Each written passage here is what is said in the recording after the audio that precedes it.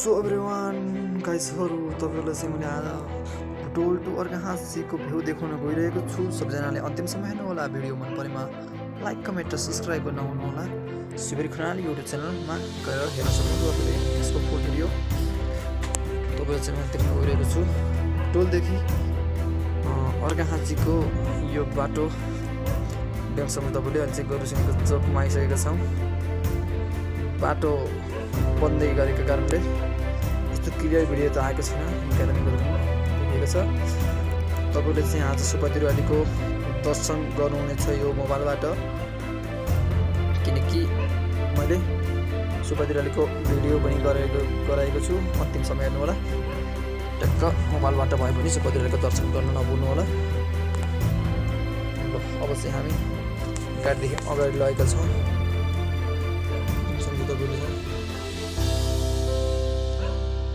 टक्क हरिया हरिया डाँडा सँगै अर्घाहाँसीको पहाडी भेग देख्न सक्नुहुन्छ। अर्घाहाँसीको चाहिँ सुन्दर वातावरणीय हिसाबले चाहिँ अर्घाहाँसी सुन्दर रहेको छ।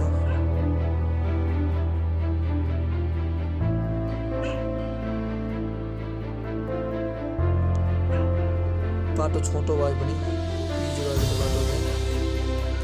अब चाहिँ हामी जिपमा कुरा गर्दै अङ्कलहरूसँग साथीहरूसँग टक्क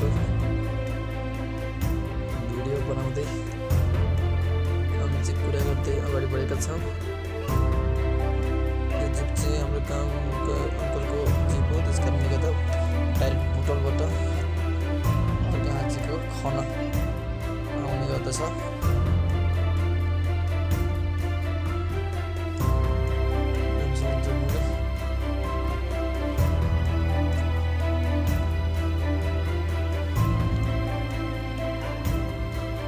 लगाएर अब चाहिँ हामी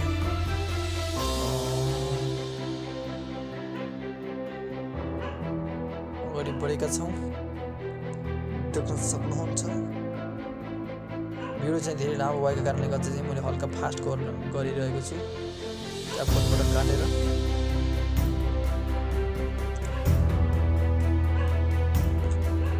जानिन्छ चाहिँ अब हामी आएका छौँ, हिले खोला आएका छौँ। त्यसपछि अगाडिको भेग सुपातिरुवाली।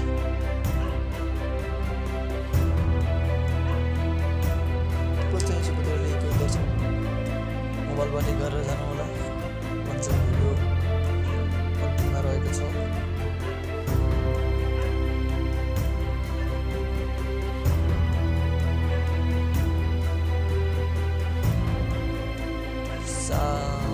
छुट्टी भएको कारणले गर्दा चाहिँ घरतिर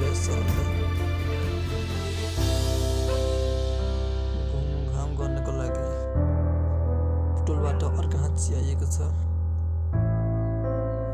चुनावको माहौल त्यससँगै चिसो हावापानी अर्घाहाँसीको देख्न सक्नुहुन्छ। अर्घाहाँसीको सुन्दर सुन्दर दृश्यहरू तपाईँहरूले देख्न सक्नुहुन्छ।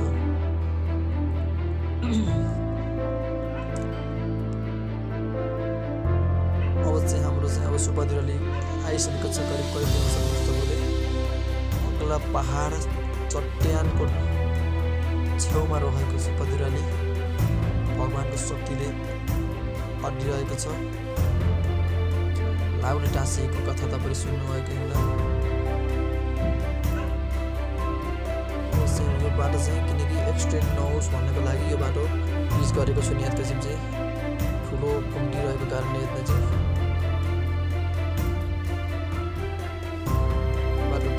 रहेको छ।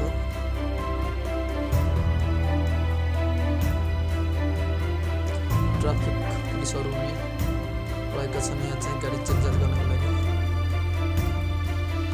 अब चाहिँ सुपातिरुवालीको नजिक आएका छौँ। सबैजनाले सुपातिरुवालीको दर्शन गर्नु होला मोबाइलबाटै। तपाईँले चाहिँ मैले भिडियो देखाइरहेको छु। अब चाहिँ हामी बाहिर झर्न नपाए पनि गाडीबाट हामीले मोबाइलबाट भए पनि दर्शन गरेर गएका छौँ। गाडीबाट भए पनि टक्क लगाएर दर्शक तपाईँले कस्तो लाग्यो मेरो भिडियो अन्तिममा लाइक कमेन्ट अनि युट्युब नगरेर सब्सक्राइब गर्न नभुल्नुहोला सबैजना।